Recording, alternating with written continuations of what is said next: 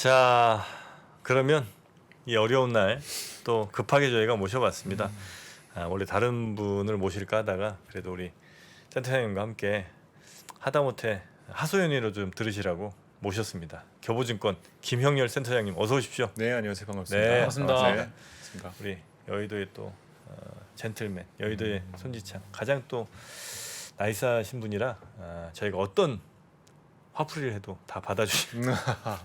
사실 오늘 이제 급락이 나오면 네. 뭐 사실 어떤 투자 조언을 드리기도 어렵고 저 역시도 지금 시장 상황에 대한 문제라든지 이런 것들을 뭐 객관적으로 표현할 만한 내용들은 없어요. 그래서 과거에도 뭐 사실 이런 날은 그냥 빨리 PC 끄고 가급적이면 이제 관련된 정보를 안 보는 게 차라리 마음은 조금 편합니다. 네. 개인적으로도 뭐 유현진 선수가 졌다라던가 우리 축구 대표팀이 뭐 일본한테 졌다 그러면 사실 그 관련 기사도 안 찾아보거든요. 그렇죠. 그래서 빨리 그 흐름을 끊어야만 그 다음에 대응이 조금 더 가능해지는 부분이 있기 때문에 근데 뇌가 정상적인 반응을 안 하는 그런 구간들인 것 같아요. 그렇습니다. 네, 정보를 그래서 많이 사실 들어가지고. 또 오늘 저도 이제 오후까지 정말 많은 기자분들이 이제 전화를 주셨거든요. 네. 근데 사실 똑같은 답변을 드릴 수밖에는 없고 또 이런 폭락이 나오는 구간에는 뭐 다들 질문은 똑같죠. CPI가 그렇게 큰 악재냐. 근데 뭐 그 내용은 또 많이 들으셨잖아요. 근데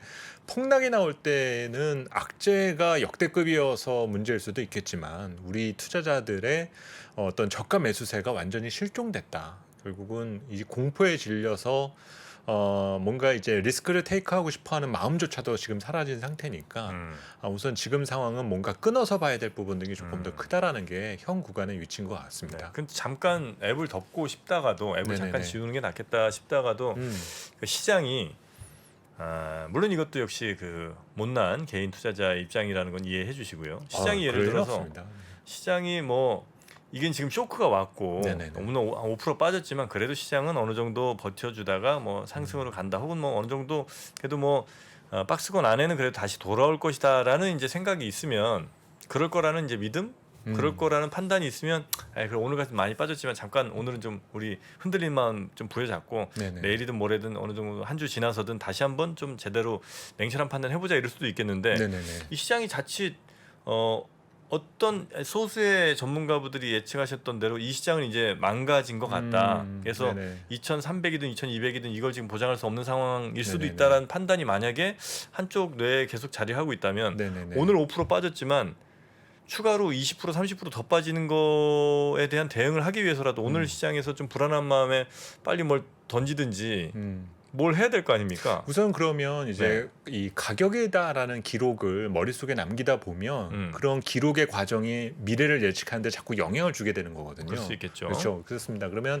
우리 주가 지수를 설명하는데 기준을 무엇으로 삼아야 되느냐 이거를 가장 알아둬야 될 때인 것 같아요. 지금 뭐 물가에 대한 논쟁이나 경기에 대한 논쟁이 본격적으로 시작되지만 우리 주식시장을 설명하는데 우리 상장 기업들의 실적만큼 중요한 부분은 분명히 없습니다. 그리고 주가라는 것들을 설명을 하려면 그 이익의 레벨에 대한 것들을 가지고 우리가 얘기를 해야 되거든요. 네. 그러니까 저도 이 방문에 앞서서 이렇게 좀 전에 그 박근영 부장님의 방송을 보면서 오다 보면 채팅창에 뭐 험악한 말들이 막 오가죠. 그러면서 지금 뭐 2,500까지 왔으니까 이제 2,300 갈 거다, 2,000 갈 거다, 뭐 극단적으로 1,500 갈 거다, 900 갈 거다 이런 내용들 저도 봤거든요. 근데 이제 그런 언급들이 나오게 되는 거는 지금까지 가격이 현재까지 도달하는 데까지 그 과정을 쭉 보다 보니까 그 연장선에서 자꾸 볼 수밖에 없게 되는 겁니다. 그런데 우리 주식시장의 그 주가 지수의 레벨을 결정하게 되는 거는 상장 기업들의 이익이거든요. 네. 그러면 이제 그 이익에 대한 현실감을 가지고 나서 측정을 하게 되면 오늘과 같은 폭락에는 차라리 위안을 삼을 수가 있어요. 이건 조금 과한 거구나. 라는 판단할 수 있나요? 네, 그렇습니다. 그래서 제가 그에 대한 부분을 조금 설명을 드리면은 지난해 우리 상장 기업들이 지배기준 순이익이 대략 한 170조 정도가 나왔어요. 170조. 네, 역대급입니다. 그러면 우리 기업들이 지난해 돈도 잘 벌었지만 상반기까지는 사회적 거리두기 이런 영향 등으로 인해서 마케팅 비용을 거진 않았어요. 그렇죠. 그러니까 돈은 버는데 비용은 줄어든다. 그러니까 이익이 엄청나게 잘 날 수밖에 없었던 거거든요. 네. 그리고 지금 현재 상황에서 지금 이익 전망치가 어떤 식으로 바뀌어가냐면 눈높이는 계속적으로 떨어져 가고는 있어요. 1분기는 생각보다 괜찮았지만 2분기와 앞으로 올 하반기에는 이익 전망은 작년 대비로는 감익이 이미 기정사실화되어 있습니다. 문제는 지금 현재 집계되는 이익 레벨이 대략적으로 한 140조 내외 정도로 지금 나오고 있거든요. 그러면 이 120조, 140조라면은 2,500선 정도를 설명하는 데는 충분해요. 이 정도면 이제는 주가 지수도 싸다라는 말을 할 수가 있습니다. 그런데 이제 시장 이 투자자들 분들이 2,000 갈 거야. 이건 좀 다른 얘기라는 거죠. 우리 코스피가 2,000에 계속 머물렀었던 시기가 10년 전이지 않습니까? 네. 2012년도부터 뭐 2016년도까지 5년 넘게 2,000선에서 못 벗어나던 때가 있는데 이때 당시에 우리 상장 기업들의 지배기준 순이익이 대략 95조 원 내외였어요. 그러니까 지금 당장 코스피가 2,000으로 추락한다라고 얘기를 하려면은 올해 우리 상장 기업들의 이익이 지금보다도 30-40%가 되는 신호가 나와야 된다라는 거고 그러려면 그런 신호가 2분기 실적부터도 나와야 된다라는 거거든요. 그런데 최근에 수출 동향이라든지 이런 것들을 보면 물론 이제 지금 막 물가가 튀어 올라가니까 네. 예전만큼 이익은 잘 내지는 못하겠죠. 하지만 그동안에 장사해오고 또 전가시키는 것들을 우리가 생각해서 본다면은 그렇게 감익에 대한 속도가 기하급수적으로 증가할 것 같지는 않습니다. 예를 들어서 올해는 140조 정도인데 네네. 예를 들어서 뭐 내년에도 감익이라고 전망을 하면 네네네. 내년 거를 좀 땡겨서 선반영할 가능성은 할 수도 없습니까? 있죠. 이제 그런 부분에서 우리가 경험했었던 기록이 바로 2019년도입니다. 19년도. 그렇죠. 네. 2017, 18년도 같은 경우가 코스피 그 지배 기준 순이익이 120조가 넘어가면서 반도체 빅사이클 때 140조까지 갔었거든요. 그러면 요 해당되는 구간에 반도체가 너무 장사가 잘 되니까 그러면 이젠 160조도 갈 수 있어라고 하면서 엄청나게 좋은 얘기를 많이 하다가 무역 전쟁이 뻥 터졌죠. 그러면서 무역 전쟁이 터지니까 실제로 2018년도에는 실적이 변한 부분이 없었어요. 그렇죠. 그런데 갑자기 2018년도 하반기부터 수출이 마이너스 성장을 하고 그러면서 쭉쭉쭉 빠지더니 2019년도에 상장 기업들 순이익이 100조대로 또 다운이 돼 버리는 거예요. 내년도 전망치들이 그렇죠. 그러니까 코스피가 2,000선까지 추락을 해석하게 됐었던 겁니다. 그러면 이 얘기는 다시 말하면 우리 기업들이 다시 연간 순이익이 100조 단위대로 돌아가려면 수출이 지금서부터라도 역성장을 하는 신호가 나와야 된다라는 거예요. 근데 아직까지 수출 성장세가 둔화됐다라는 신호들은 나오고는 있는데 역성장의 신호는 나오고 있지는 않습니다. 그리고 우리 공급단에 있어서는 뭐 여전히 차도 잘 팔리고 있고 반도체도 아직은 잘 팔리고 있거든요. 네. 그러면 너무 우리가 성급하게 여기에서 이익이 더 부러질 것 같다라고 단정짓기는 쉽지는 않다라는 거죠. 만약에 지금 상황에 뭔가 새로운 위기가 또 등장을 하게 된다. 미국과 중국이 제2의 무역 전쟁을 시작하려 한다. 이런 조짐이 만약에 보이게 된다라면 그 비관적 시나리오를 우리가 설정해 둘 필요도 있어요.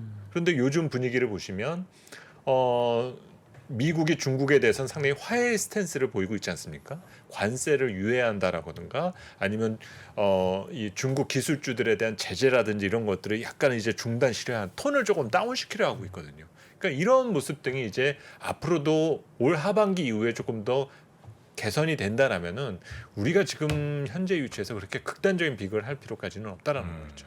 그 3,300 갈 때는요. 네네. 그때는 기업이익이 얼마나? 그때는 이제 영업이익 추정치가 올해 예상되는 영업이익 추정치는 대략적으로 한 240조. 240조? 네, 그리고 170조에서 그렇죠. 240으로 그리고 늘어날 순이익도 거다. 한 180조. 그러니까 그때 당시에 숫자가 현실화되려면은 네. 반도체도 역대 최대가 나와야 되고 모든 산업이 역대 최대가 나와야만 되는 숫자죠. 그러니까 그때는- 현실성은 상당히 조금 떨어질 수밖에 없는데 그때는 보니까 반도체는 지속되고 그 리오프닝에 대한 여러 팬데믹 때문에 기대. 이제 눌려있던 그렇죠. 리오프닝 섹터들이 일제히 올라올 거라고 그렇습니다. 했던 추정치였던 것 같아요. 그렇죠? 맞습니다. 그래서 근데 실제 그 리오프닝 속도가 좀 더디고 더디고 이제 우리가 문제는 인플레 시대에 살게 되니까 비용이 올라가고 이 비용 상승 부분을 전혀 고려를 안 했었던 거죠. 그래요? 그래서 오늘은 제가 뭐 이전에 제가 이 3프로에서 나와서 설명드렸을 때는 이제 뭐 경기 침체가 온다든가 이제 조금 더 뭐 보수적이고 비관적인 내용을 많이 말씀을 드렸는데 네. 사실 오늘 같은 날 그런 말씀을 더 드릴 이유는 없을 것 같고요. 그러니까 변동성을 산다라면은 충분히 매력적인 구간인 것은 맞다. 단지 이제 우리나라 주식시장과 글로벌 주식시장이 어떤 투자에 있어 우선순위에 있어서는 앞서 있지는 않은 것 같다. 우리나라가 그렇죠. 우리나라도 그렇고 전 세계적으로도 마찬가지입니다. 그래서 사실 이렇게 폭락이 나오게 되면은 우리가 불과 몇 년 전 사이에 해왔던 영끌을 해서 투자를 한다라든가 이런 것들을 이제 많이 고민을 하게 됐잖아요. 근데 지금 현 구간에서는 영끌을 하기에는 주식에 대한 우선순위가 그렇게 높지만 않다는 거예요. 문제는 주가만 빠진 게 아니라 빠진 것들이 너무 많아요. 지금 뭐 채권도 빠졌죠. 네. 엔화도 빠졌죠. 그러면서 이런 것들이 잘만 투자를 하면은 안전하게 내가 묻어둘 만한 자산들이 지금 널려 있게 됐거든요. 그러다 보니까 주식이 가지고 있는 매력에 대해서 투자자들이 많이 공감대가 예전과처럼 느껴지지 못하고 그리고 뭔가 주식시장에 어떤 친화적인 정책 응원을 보내줄 수 있는 분위기가 만들어지려면 지금 경제 위기감이 고조되고 있고 여러 가지 그런 신호등이 있어야 되지 않습니까? 근데 아까도 정 프로님이 잠깐 언급을 한 것처럼 거시지표 등은 그렇게 심각한 신호들은 아직도 보여주고 있지는 않아요. 그렇죠. 예. 그 신호가 이제 언제부터 나오게 될 거냐면 7월부터 나오게 될 겁니다. 그러니까 중국 지표는 이미 안 좋죠. 안 좋죠. 예, 2분기가 락다운의 영향들이 있기 때문에 안 좋은데 그러니까 자꾸 중국 주식 시장은 선방하는 모습 등을 보이고 있어요. 근데 나머지 미국이나 우리나 다른 주요 선진국들의 거시 지표 등은 뭐 지난해부터 이어지던 이런 확장 기조에 대한 징후가 계속적으로 보여주고 있다라는 거죠. 근데 그것에 대한 변화가 이제 감지되는 것이 2분기 숫자. 2분기 숫자를 보려면 7월인데 아직도 시간이 남아 있다라는 거가 어찌 보면 지금 그 주식시장이 가지고 있는 어떤 단점 중에 하나다. 그렇게 볼 수 있을 것 같습니다. 2분기 숫자라면 지금은 이제 고유가와 이제 비용이 그렇죠. 올라간 상황들이 실제 기업 이익이나 매크로 상황에 녹여져 있는 데이터들이 이제 그렇죠. 확인이 되겠네요. 7월 그렇습니다. 달에. 그래서 이런 분위기를 좀 잡고 채권 시장을 안정시키려면은 그렇게 지금 경기가 꺾였다. 그러니까 선제적으로 돈은 채권 시장으로 흘러 들어갈 테고 그 다음에 너무 이제 물가를 진정시키기 위해서 써왔던 노력 등이 과격하니 우리 이제 한번 지금까지 썼었던 정책에 대한 효과를 봐가면서 하자. 이 분위기가 만들어져야지 주식시장이 조금 편해질 거거든요. 근데 그러려면은 하반기부터 바뀌게 된 여러 가지 숫자들을 봐야 되는데 지금은 드러난 숫자들이 없으니 계속적으로 이렇게 뭔가 불투명한 미래를 먼저 예단해서 투자를 할 수밖에 없는 그런 상황 등이 반복된다고 볼 수 있을 것 같습니다. 하여튼 뭐 쉽지 않은 것 같은데. 네네. 그 2,504로 오늘 이제 마감을 하지 않았습니까? 네, 코스닥도 그렇죠. 뭐 굉장히 그 저점을 좀 때린 것 같고요. 그럼 이 보통 사람들이 생각할 때 이게 내가 생각했던 그 하단보다 더 낮은 지수가 이렇게 나오면 물론 잘 됐다 이 저점 매수 기회야 이런 생각하시는 분도 있겠지만 대부분은 이제 공포에 일단은 빠지실 거 아닙니까? 네, 그렇죠. 그럼 이제 꼭 시장이 혹은 뭐 기업이 건전하지 않고 기업이 뭐 돈을 못 벌어서가 아니라 이 공포심에 이 주식을 더 낮은 가격이라도 팔려는 심리들이 훨씬 더 많이 작용할 거 아니에요. 네, 그렇죠. 그러면 단기적으로 지금보다 훨씬 더 낮은 가격이 기업의 어떤 견주함 뭐 펀더멘탈 이것과는 무관하게 순전히 심리나 어떤 뭐 수급에 의해서 훨씬 더 낮은 가격이 현실화될 가능성도 지금 꽤 있는 상황인가요? 네, 그 부분을 이제 설명을 하려면 네. 우리가 앞서도 이제 하반기에 경기가 둔화되고 침체에 가까워지는 신호를 아직도 못 봤다는 말씀을 드렸지 않습니까? 네. 그러면 실제 그런 구체적인 신호가 나왔을 때 자산시장, 주식시장이나 자산시장의 반응을 봐야 되는 부분이거든요. 그때 버티게 되면 이제는 어느 정도 녹아들었다라는 표현을 쓸 수가 있을 겁니다. 그리고 정말 우리가 예상했었던 것 보다 더 심각한 여러 매크로 악재라든지 지금의 이런 바뀐 경제 환경을 견딜 힘을 못 갖고 있다라고 하게 된다라면은 뭔가 부채 위기가 온다라든가 이런 새로운 문제점 등을 드러내겠죠.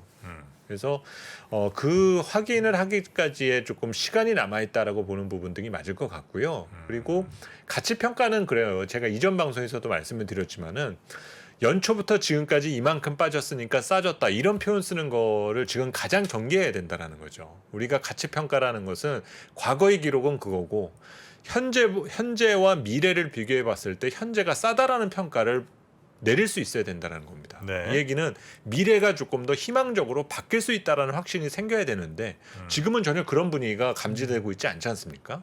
그리고 성장에 대한 패러다임도 분명히 바뀌어가고 있다는 점을 우리가 또 인지를 해야 된다는 거예요. 그래서 하나 제가 이제 조금 오늘 많이 지금 지쳐 계시잖아요. 네. 그렇죠. 오늘 밤 미국도 또 어떻게 얼마나 또 빠질지도 모르고 도대체 지금 나는 어디에 서 있는 거야.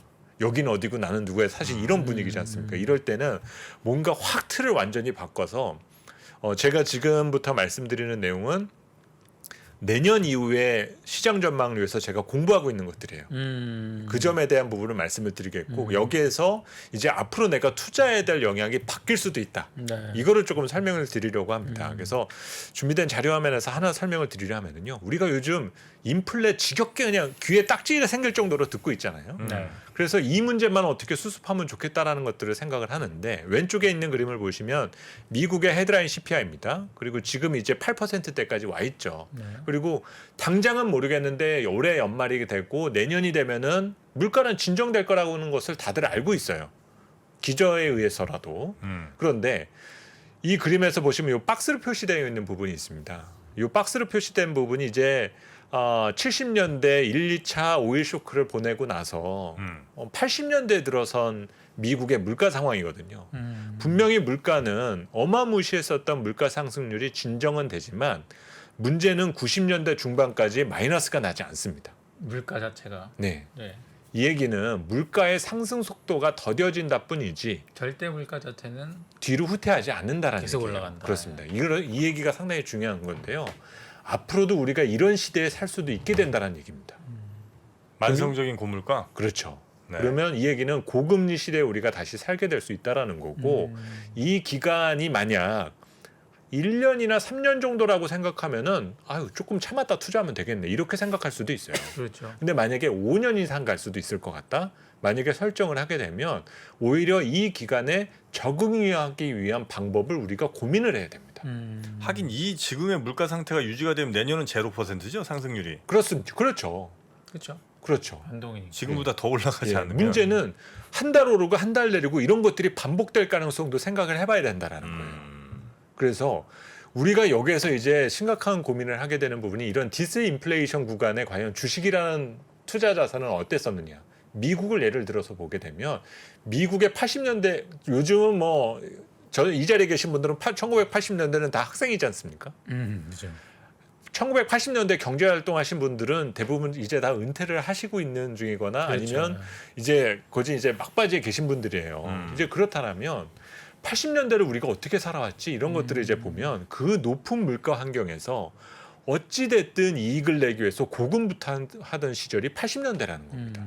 그리고 제조업이나 일반 기업들 입장에서 놓고 보면 물가가 높다라는 것은 인건비도 높다라는 거고 비용 통제가 어렵다라는 얘기예요. 그렇죠. 수익을 남기기 어렵다라는 거기 때문에 기업 가치를 좋게 봐주기 상당히 어렵습니다. 그래서 80년대 미국 증시가 어떤 특징을 보였냐면은 박스권이에요. 10년 박스권. 10년 박스권 미국 증시기죠. 네, 미국 주식시장이 지금 매일 오르기만 했었던 것 같은 미국 주식시장이 10년 박스권을 보이던 구간이 있는데 그게 1980년대입니다. 그러면 이 1980년대에 무슨 일이 있었냐. 이렇게 물가가 높은 상황을 해결해야만 됐잖아요. 그렇죠. 네. 그 해결하기 위해서 꼭 했던 일들이 있어요. 그거를 설명하기 위해서 제가 필립스 곡선이라는 것을 제가 설명을 드리려 합니다. 필립스 곡선. 네, 이 필립스 곡선이라는 것은 실업률과 물가 상승률이 역액관계에 있다라는 경제 이론이에요. 그래서 실업률이 오른다라는 것은 경기가 안 좋다라는 거니까 그렇죠. 저물가 위험이 강해진다는 뜻으로 볼 수가 있고요. 실업률이 낮아져서 완전 고용으로 가게 되면은 수요 활동이 강화되고 소득이 증가해서 수요 활동이 강화되니까 물가는 오른다. 그래서 지금 그림을 보시면 이제 왼쪽의 그림이 이 필립스 곡선의 지금의 모습인 거죠. 그러면 여기서 보시면 이 팬데믹 직후에는 어땠습니까? 엄청난 실업자가 등장을 했었잖아요. 그렇죠. 네. 그러다 보니까는 저물가 위험이 강해졌으니까 중앙은행들이 엄청난 돈을 때려 박은 거예요. 이러다 잘못될 수 있으니까. 그래서 경제를 살려놨고 미국의 고용 시장을 완전 고용으로 만들어놨습니다. 네. 그러니까 문제는 보복 소비라든지 리오프닝 등으로 인해서 엄청난 물가 상승이 마련됐다라는 거예요. 그러면 여기서부터 이제 우리가 고민이 빠집니다.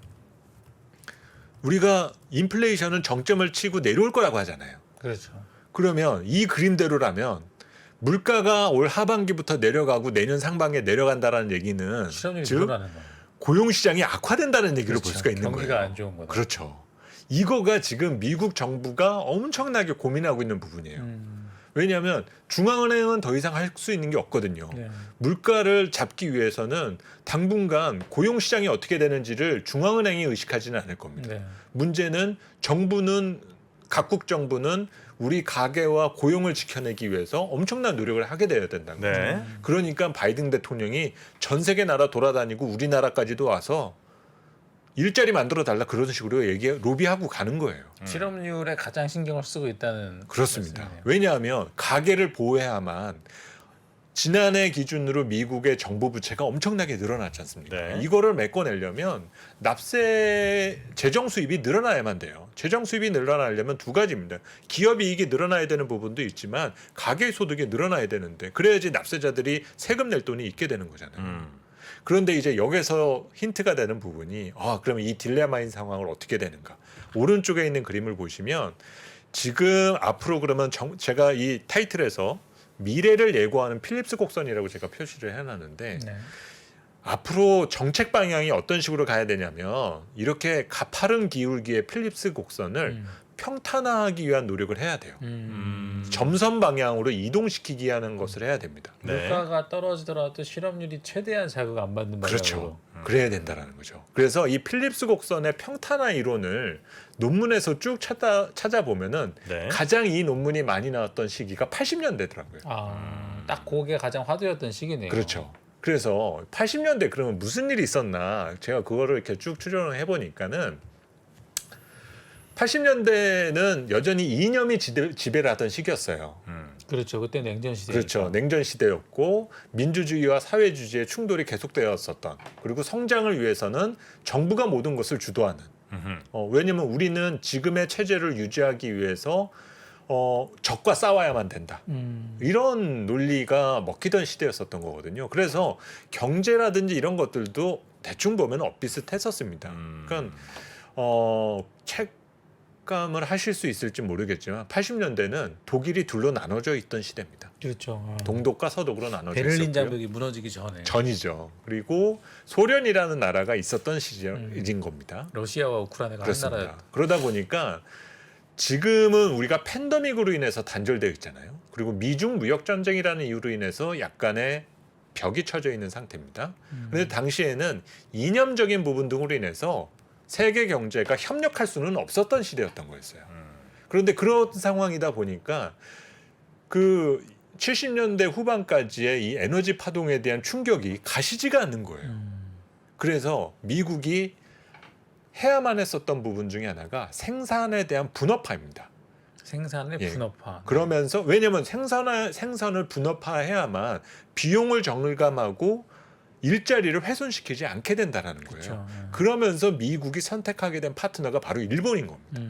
그래서 그 기회를 잡았던 일본이 80년대 선진국으로까지 도약을 할 수가 있게 됐던 거라는 거죠.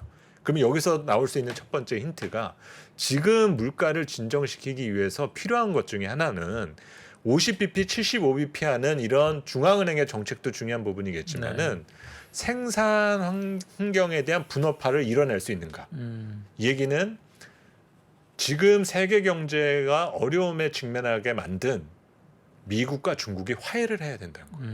어디 보면은 연준이 금리를 갖고 움직이는 거는 수요를 좀 자극하지 그렇죠. 않게 수요를 좀 진정시키기 위해서 하는 정책이고 그렇죠. 센터장이 말씀 주시는 공급단에서는 어쨌든 올라가는 물가 환경에서 생산 비용을 끌어내리기 위한 노력들이 이제 필요한데 그렇습니다. 그게 이제 80년대 대표적으로 미국과 일본이 분업화를 하면서 그렇죠. 생산 비용이 떨어졌고 그렇죠. 그래서 이번에는 어떻게 떨어뜨릴 거냐. 그러면서 당시에도 그런 거였어요. 그러니까 80년대 후반과 이제 90년대로 가면서 완전히 판이 바뀌지 않습니까? 그렇죠. 이제 사회주의가 몰락을 하게 되는 상황이 되었고 그러면서 이제 동독이라든지 소련에서 독립한 주체들 이런 데들이 값싼 노동력을 공급해 주는 거죠. 소위 이제 글로벌라이제이션이 일어나던 시기죠. 맞습니다. 그때가. 그 세계화를 만들어냈었는데 지금 그거를 못 하고 있다라는 거예요. 이 얘기는 앞으로 성장의 방향이 글로 나오게 될 가능성이 크다라는 거고 그걸 통제할 수 있는 쪽에서 새로운 투자처가 시장에선 등장을 하게 될 거라고. 그래서 지금부터 우리가 하반기에 고민하게 되는 것들이 이런 숙제가 될 수 있는 여지 등이 있다라는 거예요. 그러니까 이제 중국의 역할을 네네. 예를 들어 다른 나라에 돌리거나 아니면 이제 중국이랑 친하게 다시 이제 가거나 둘 중에 하나일 거 아니에요. 그렇죠, 맞습니다. 당장 지금 뭐 예를 들어 베트남이든 인도든 이런 데로 생산 기지를 옮기기는 사실 뭐 워낙 시간도 오래 걸릴 거고 그리고 그 나라들이 인프라나 이런 것들이 생각보다 공장 옮기는 게 간단한 문제는 아니잖아요. 그렇죠, 그러니까 중국처럼 맞습니다. 모든 게 다 준비돼 있고 모든 걸 다 생산할 수 있는 나라가 어느 한 나라로 또 이동하는 게 쉽지가 않으니까. 그럼 맞습니다. 이제 중국과 화해를 해서 다시 예전처럼 가지 않는 이상은 단 1, 2년 사이에 뭔가 이렇게 해결책은 안 나올 것 같고요. 그러면 이제 드라마를 우리가 쓸 수는 없잖아요. 네. 갑자기 바이든 대통령과 시진핑 주석이 만나서 화해하고 악수하고 이런 일이 벌어질 확률은 네네. 극히 이거야말로 정말 드라마일 수밖에 거의 없으니까요. 막장 16부작 드라마의 맞습니다. 15회쯤에 벌어질 맞습니다. 일인데. 그러면 그런 일이 벌어지기 전에 네. 과연 기업들이나 우리는 어떤 식으로 대응을 할 건가? 그럼 우리가 서 있는 위치를 좀 생각을 해본다면 제가 다른 방송에서도 이 비슷한 언급을 했었는데요. 우리가 그동안에 살아온 생활을 보면 제가 그 수제버거를 예를 들어서 설명을 드렸어요. 수제버거요. 네, 우리가 뭐 가로수길이라든지 뭐 유명한 지역에서 갑자기 수제버거가 등장을 해가지고 인기를 끌었습니다. 네. 수제버거가 제 기억으로 처음 나왔을 때 한 7,000원 내외에서 팔았었던 걸 기억을 하고 있거든요. 그런데 뭐 백종원의 3대 천왕에서도 나오고 여기저기 먹방 프로에서도 나오고 갑자기 인기를 끌었잖아요. 네. 그러니까 사람이 이렇게 몰리고 그러니까 사람도 뽑고 매장도 조금 늘리고 하면서 갑자기 어느 순간인가 가격이 10,000원 정도 올라가더라는 거예요. 근데 이렇게 해서 장사가 잘 되다가 요즘 분위기가 어떠냐면 재료값 올라가고 인건비 그렇죠. 올라가고 이러니까 고기도 오르고, 예, 고기도 상추도 오르고, 치즈도 요즘 오르고. 이제 가격이 어디까지 올라가냐면 뭐 15,000원, 17,000원 이렇게까지 올라가고 있어요. 그렇죠. 예. 짜장면도 10,000원인 집이 엄청 많더라고요. 그렇습니다. 이제 그런 식으로 올라가게 됐습니다. 그러면 이 상황이 오래 지속된다고 봤을 때 경제 주체들은 그거에 적응을 하게 될 건가? 아니면 예전으로 돌아갈 건가? 이 고민을 해야 될 거고 지금 상황이 오래됐을 때 누가 오래 버틸 수 있을 건가? 우리 그 M 햄버거 있지 않습니까? 네네. 맥도날드? 이런 프랜차이즈 예. 그 정도는 말씀하셔도 아, 괜찮습니다. 그래요? 네. 이런 프랜차이즈 업체들의 경우 가지고 있는 장점이 있어요. 비용에 대한 통제 능력이 아주 강하다라는 거죠. 그렇죠. 예. 지금의 이런 변화에도 기존에 납품받기로 했었던 재료 가격에 대해서는 큰 변동을 주지 않는 상추 하나 빼고. 뭐. 그렇습니다. 뭐 여러 가지 토마토 반 개만 조정을 주고. 통해서 대응을 할 수 있는 그런 옵션들을 갖고 있게 된다는 거죠. 네. 그러니까 우리 조금 전에 뭐 바이든 대통령과 시진핑 주석이 갑자기 악수하고 끌어안고 이런 것들을 우리가 기대할 거가 아니라 그런 시절이 오기 전까지는 우리가 무엇에 관심을 둬야 되냐라는 거죠. 비용을 절감하는데 능력을 갖고 있는 기업들에 대해서 투자 비중을 좀 더 늘려나가야 되는 거고. 비용 절감의 능력을 갖고 있는 기업들. 그렇죠. 그래서 최근에 경기방어주가 성과가 좋은 이유는 그거예요. 경기가 좋든 안 좋든 그런 기업들은 이미 경쟁을 안 하고 있는 기업들이다 보니까 네. 써야 될 비용들이 그렇게 많지가 않다라는 거죠. 아니 근데 그 중국이 담당했던 건 사실은 이제 사람들이 사용하는 어떤 그 물품 즉 제조업일 거 아니에요, 그죠? 네네네. 제조업 대부분을 아마 중국이 많이 담당을 좀 했었던 것 같은데 음. 그거를 대신할 또 다른 나라나 기업이 있지 않는 이상은 지금 전혀 안 하던 기업들이 갑자기 그 뭐 뭐랄까 노트북을 갑자기 안 만들던 하림에서 노트북을 갑자기 만들 수도 없는 노릇일 테고 네네네네. 그러니까 지금 중국이 담당하는 그 생산 품목들을 만들지 못하는 여러 나라들은 지금 어떤 뭐 효율 좀 이렇게 더 늘린다고 해서 그 가격을 낮출 수 있는 게 아니지 않을까 하는 생각이 좀 들긴 하는데 그렇지 그렇습니다. 않습니까? 그래서 네. 이거는 결국 성장의 패러다임이 바뀐다라는 것에 우리가 먼저 초점을 맞출 때인 것 같고요. 네. 우리가 그동안 무형자산에 대한 가치라든가 이런 것들을 얘기를 할 때 범위의 경제에 대한 내용을 제가 이 방송에서도 여러 차례 말씀을 드렸어요. 그렇죠. 지금은 가치 단위당 가치를 여러 가지를 갖다 붙여서 이런 멀티 가치에 대한 것을 투자자들에게 부각시켜야만 효용이 있다라는 것들이 해왔었고 네. 기존에는 또 규모의 경제로 접근했었던 것들의 가치가 디스카운트를 받았었던 상황인 거거든요. 근데 지금 인플레 시대가 살게 되니까 이것이 다시 또 거꾸로 바뀌어가고 있다라는 거죠. 그렇죠. 그렇죠. 사실 그래서 중국을 대체할 정도 국가면은 뭐 인도나 동남아 이 정도일 것 같고 또 이제 아까 그 센터님 말씀 주신 내용 중에서 보면 이제 최근에 비용이 올라간 기업들이 이제 자동화에 대해 관심들이 많잖아요. 그렇죠. 그러니까 뭐 로봇을 이제 쓴다든지 맞습니다. 뭐. 그런 이런 상황이 이제 바이든 정부하고 앨런 머스크는 싸울 수밖에 없다라는 거예요. 그렇죠. 네. 수익성만을 강조하면서 우리는 주주를 위해서 일할 거야. 공장 자동화를 50% 이상으로 하겠어라고 하면 미국 정부 입장으로는 그게 너무 짜증나는 겁니다. 결국은 실업률로 연결될 테니까요. 그렇죠. 결국 니네 그렇게 되면은 그런 기업에 대해서는 로봇세를 부과를 하든지 다른 뭐 세금 등을 부과를 해서 해야 될 거고 오히려 그런 기업 대신에 미국에다가 공장 짓는다라고 하는 현대차를 지원해 주는 것이 오히려 더 나은 선택이 될 수도 있다라는 거죠. 미국 정부 입장으로만 봤었을 때. 네. 그래서 지금 당장은 뭐 이렇게 명확한 뭔가 답이나 이런 게 좀 안 보이는 상황인 것 같긴 한데. 그래서 이런 내용을 가지고 이제 투자 이론을 뽑아낼 수 있는 시기가 네. 저는 개인적으로 4분기 정도부터는 이제 본격적으로 시작될 것 같아요.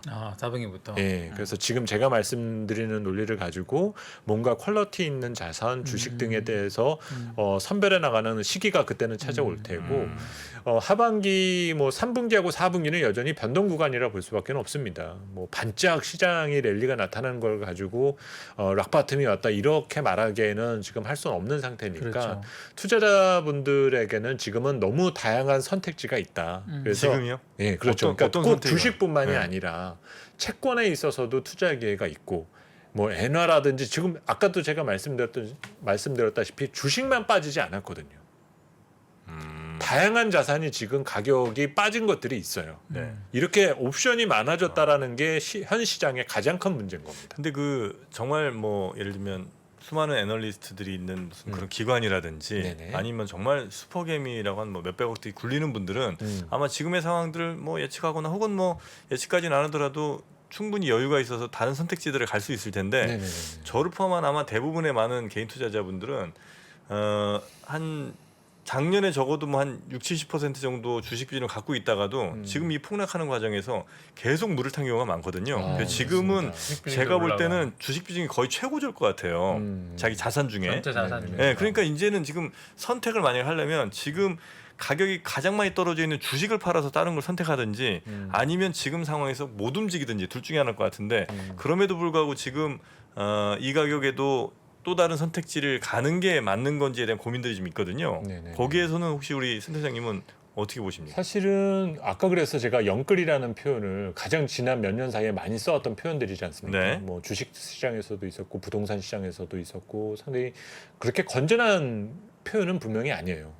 너무 이제 공격적인 표현이지 않습니까? 그쵸. 예. 근데 문제는 현재 그 영끌이라는 용어를 다시 또 대입해서 본다라면은 기회를 영끌해야 되는 그 시기입니다.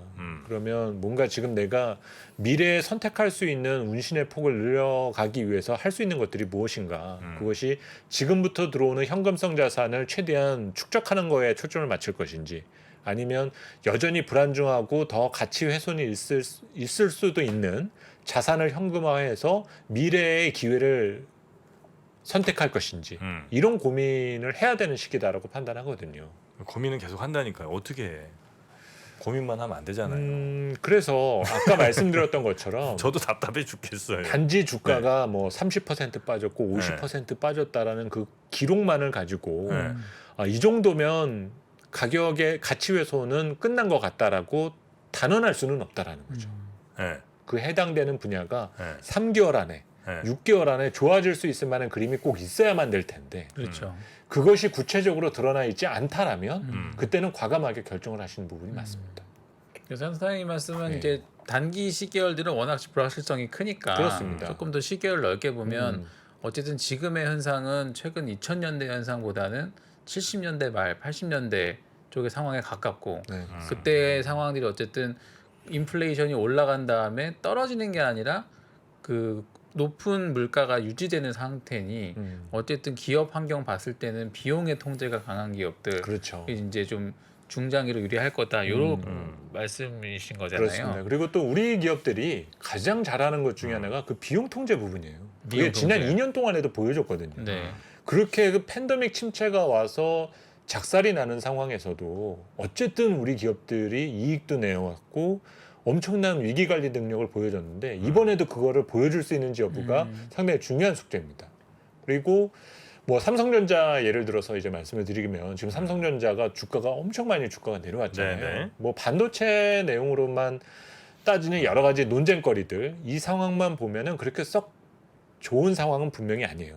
그러니까 지금도 영업이익률이 나쁜 기업은 아니지만 정말 좋았을 때와 비교하면 다운이 되어 있으니 지금의 주가를 그렇게 매력적인 가격이다라고 말하기가 조금 머쓱한 거거든요. 네. 근데 이제 삼성전자가 가지고 있는 장점 중에 또 하나가 반도체 영업이익 비중이 많지만 다른 사업 부분 등이 또 많은 기업이라는 거예요. 그렇죠. 네. 이거는 과거에 삼성전자가 경험했었던 경기 침체 구간들이 있을 거지 않습니까? 그럴 때 돋보이는 이익 관리와 위험 관리 능력이 삼성전자가 가지고 있었던 장점 중에도 하나예요. 그것이 언젠가는 우리 국내 투자자나 글로벌 투자자들에게 어필할 수 있는 시기가 오게 될 겁니다. 네. 지금은 아직은 좀 덜 연그렀다는 판단이 들고 하반기에는 조금 그런 신호등이 나오게 된다면 네. 일정 수준의 가격 보고는 가능해지겠죠. 자꾸 제가 이제 저 질문을 많이 드려서 너무 죄송하긴 아닙니다. 합니다만, 네네. 네. 그 지금 이제 많이 빠졌어요 이미 많은 분들이. 그래서 마이너스 뭐 열 종목이 뭐 마이너스 30, 20, 30 뭐 이렇게 하면서 이제 마이너스 때 쭉 있단 말이죠. 네, 맞습니다. 이 상황에서 말씀하신 것처럼 비용 통제가 잘 되는 기업으로 옮겨가라는 건 결국 이제 주식장 내에서의 이제 이동일 거 아니에요. 아, 네, 그럼 그렇죠. 님 제가 갖고 있는 10종목 중에 뭐 일괄적으로 10%씩 팔든지 아니면 이제 몇 음. 종목을 그냥 저 포기하고 이제 다시 그 또 다른 가격 통제를 어느 정도 할 것 같은 그런 기업에 이제 옮겨가는 거는 그래도 이 주식 시장이 이보다 더 망가지진 않고 오히려 어느 정도 선별적으로 올라갈 거란 희망이 있을 때 이제 갈 수 있는 건데 만약에 정말 주식 시장이 아닌 걸 수도 있다는 판단을 하면 이 주식 시장 말고 다른 데로 가는 게 맞는 거잖아요. 네. 그 판단에서 저는 지금 고민은 이 주식시장 말고 저는 이제 주식이 100%니까 아, 네네. 그냥 주식 100 아, 네. 부끄럽습니다만 풀 네. 주식입니까? 예, 네네. 풀 100이니까 아, 주식시장에서 다른 시장으로 가는 게 맞나? 요 고민 그 하나 아니면 점에서, 네. 주식시장 내에서 말씀하신 것 같은 마이너스가 어마어마하지만 그럼에도 불구하고 역시 그 뼈를 깎는 마음으로 그런 가격 통제를 할 수 있는 혹은 뭐 효율을 더 극대화할 수 있는 기업으로 옮겨가는 게 어쨌든 맞나? 요 고민을 좀 하는 거거든요. 제가 그 부분에서 도움이 될 만한 네. 설명을 굳이 드린다면 주식이 100%인 분들 네. 그런 분들이 이제 더 이상 여기서 벗어날 수가 없다. 음. 그러면 자꾸 제가 채권 말씀을 드리잖아요. 채권도 지금 엄청나게 손실이 계속적으로 커져가고 그렇죠. 있습니다. 근데 이렇게 똑같이 고생을 하고 있는데 가까운 근시일 내에 뭐 1년 수익률 앞으로 1년의 기대 수익률, 2년의 기대 수익률 이런 것들로 보았을 때 채권 쪽에서도요. 한 향후 2년 이내의 기대 수익률이 제가 봤을 때는 10%에서 최대 20% 이상 채권에서 수익이 날 수 있는 구간에 지금 우리가 들어서고 있다는 거예요. 이자를 제외하고 채권 가격 변동으로 네. 오른다 말씀인 거죠. 맞습니다. 네. 만약에 그런 투자라고 하는데 자꾸 주식에다가만 몰빵을 하고 있게 된다. 그러면 상대적인 박탈감이 더 커질 수밖에 없다라는 거예요. 그래서 여러분들이 돈이 많아서 자산 배분을 하시라는 말씀을 드리는 것이 아니라 돈의 흐름을 먼저 파악하는 것에 감을 갖기 위해서 약간의 현금을 갖고 일정 부분은 채권을 사볼 수 있는 그 선택지의 옵션을 갖고 계시라는 것을 말씀을 드리고 싶은 부분입니다. 채권이라고 하면 ETF로 ETF가 됐던 채권 펀드가 됐던 채권은 직접 할 수 있습니다. 네네. 채권을 네. 네, 직접 채권을 하게 되면 아마 금액 기준이 제가 알고는 되게 큰 걸로 알고 있고 펀드를 들어시더라도 소액으로 갈 때 이제 책 펀드나 이제 ETF를 그렇겠죠. 네네네. 예, 예. 그런 부분에서 엄청난 투자 기회가 올 수도 있는 거거든요. 예. 근데 채권으로도 이렇게 돈을 벌 수가 있는데 나는 그냥 온리 주식으로만 시각을 갖고 있어라고 하게 되면 진짜 뭐 여러 가지 이 변화하는 상황에서 내가 언제 튕겨져 나갈지를 모르게 된다는 거예요. 네. 그 말씀은 제가 좀 과하게 해석하자면 자칫 주식 100% 몰빵하고 있다가는 꽤 험한 일을 겪을 수도 있다. 그렇죠. 그 박탈감을 저는 더 크게 느끼실 수 있다는 생각이 들어요.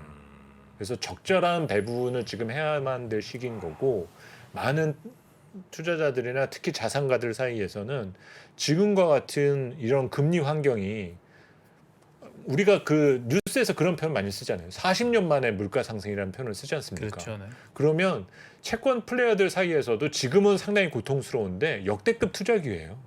채권이 예. 만약에 내가 뭐 가상화폐 투자로 조 단위의 수익을 냈다. 그리고 그거를 지금 현금으로 만들어 놨다라고 한 사람들이 다시 또 코인에 가서 투자를 하실 수도 있겠지만 그냥 이 돈을 안전하게 미국 채권 30년짜리나 10년에 머물러 둔다라면은 내가 절대 만날 수 없는 내 후손들이 감사하면서 살겠죠. 조단위 얘기를 예. 그러니까는 지금 이제 그럴 정도의 투자의 기회가 채권 쪽에서도 오고 있다라는 겁니다. 아유 조단위는 뭐 네. 하여튼 알겠습니다. 워낙 이제 오늘 또 하락폭도 좀 크고 하다 보니까 그렇죠. 예. 그래서 오늘 제가 말씀드리고 싶은 부분은 네네. 뭐 당일 오늘 급락에 대한 부분만을 말씀을 드리기보다는 이제 우리가 지켜야 될 적정 수준이다라는 거, 주가 지수를 설명하는데 기업 이익에 대한 어떤 현실적인 수준을 가지고 나서 설명을 해야 하는 것을 알아야만 갑자기 순간적으로 만약에 2200에 가더라면 그때 우리가 한 번은 잠깐이라도 질러볼 수 있는 용기를 가질 수가 있다라는 거예요. 야 무슨 소리야, 우리 실적 그렇게 안 망가져. 그러면 그 가격대에서는 들어가는 것이 맞는 거고 지금 2500이 깨지는 현 위치에서는 잠깐 그런 신호가 나오고 있다는 거죠. 그리고 좀 중장기 호흡 관점에서 놓고 본다라면 네. 우리가 지난 팬데믹 시대에 추구해 왔던 여러 가지 성장의 논리 그리고 수익을 안겨다 줄 수 있는 다양한 투자 논리들 이게 지금 바뀌어가고 있다는 것들을 인지를 하셔야 된다는 거예요. 오늘 필립스 곡선에서 제가 설명을 드리려 했었던 거는 네. 우리가 한 1, 2년 동안에 말해왔었던 것과는 조금 다른 세상으로 다시 또 가고 있구나. 왜 사람들이 네네네. 저 식상한 전략가가 업종 대표주를 왜 자꾸 사라고 하는지를 지금은 모르지만 조금 시간이 지나면 이해할 수도 있는 그런 구간이 올 수 있다라는 거예요. 네네. 지금 코스피 100 안에서 연초 대비 수익률 1등이 한국 항공우주지 않습니까? 그렇죠. 네. 그리고 그 이외의 종목들을 보게 되면 SOE는 뭐 그렇다 쳐요. KT나 SKT나 강원랜드 뭐 경기방어주들이 지금 플러스 수익률을 내고 있다라는 거는 맞습니다. 뭔가 달라졌다라는 거죠. 그런데 계속 우리의 머릿속에 어떤 생각들이 지난 1년 전, 2년 전의 기록들을 계속적으로 머릿속에 남겨두게 된다라면 이 바뀐 환경에 적응하는 것이 너무 어렵다라는 거예요. 테슬라, 네이버, 카카오 뭐 이런 걸로 우리는 계속해서 지금 돈 번 추억들만 하고 있는데 그렇죠. 그럴 그러면 때가- 계속 이 가격이 조금만 내려가면 얘가 싼 거야라고 생각을 하는데 자꾸 또 지금 시장의 메이저들은 KT가 연초 대비 10%가 올랐지만 내년에도 얘네들은 비용이 나갈 게 별로 없는데 그럼 얘네들이 더 싼 거 아니야? 내년이 더 좋아지는 거 아니야라고 시각을 거기다 두고 있다는 거예요. 그렇죠. 그러니까 이제 사서 뭐 100% 200% 먹을 주식들을 찾는 작업보다 오히려 말씀 주신 대로 사서 뭐 10%를 먹더라도 일단 사서 먹을 수 있는 기업들을 찾는 작업들이 조금 더 활발하긴 하죠 최근에는. 시장이 전체적으로 컬러가 좀 바뀌는 네. 분위기가 올 수 있다는 거죠. 그렇습니다. 그래서 그냥 고민하는 네. 차원에서 네. 그 비슷한 내용들을 많이 말씀드렸습니다. 자, 하여튼 오늘 쉽지 않은 날 역시 쉽지 않은 날 쉽지 않은 말씀 또 정프로의 하소연 징징까지 잘 이해해 주신 우리 교보증권의 김영렬 센터장 너무 고맙습니다. 네, 기원해 주십시오. 네, 조만간 또 감사합니다. 뵙겠습니다. 네, 감사합니다. 네, 고맙습니다. 미국, 중국, 러시아 이런 나라들의 움직임에 대해서는 관심이 어느 정도 생겼는데 거기에서 우리는 과연 뭘까? 우리는 체스판의 말이 아니다라는 생각을 좀 해보면 좋겠어요. 어떻게 생각하세요? 우리 편 누굴까를 좀 더 고민할 수 있지 않을까 싶어요. 뒤집어 질문을 해보면 그러면 아시아에는 우리 친구가 있을까요? 제가 지구본 연구소 진행하면서 사실은 되게 마음에 걸리는 이만한 짐이 하나 있어요. 우리 옆에 있는 동남아를 내가 모른다. 우리가 처해 있는 아시아라는 지역을 자꾸 방관하고 유럽이나 미국의 어떤 시각에 맞춰가지고 그런 이제 개별적인 지식 이런 것들이 묶여가지고 큰 흐름들을 만들어내는 이야기, 그런 경험.